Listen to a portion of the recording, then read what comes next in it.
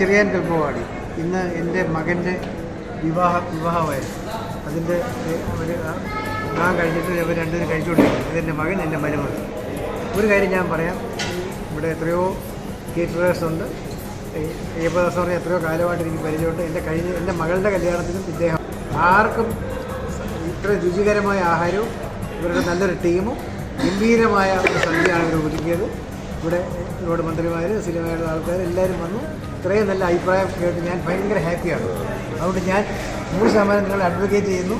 നിങ്ങൾക്കൊരു കല്യാണം വരുമ്പോൾ അയക്കണേ മറക്കരുത്. അയ്യപ്പദാസ ഗംഭീരമായി ചെയ്തിരിക്കും. Thank you.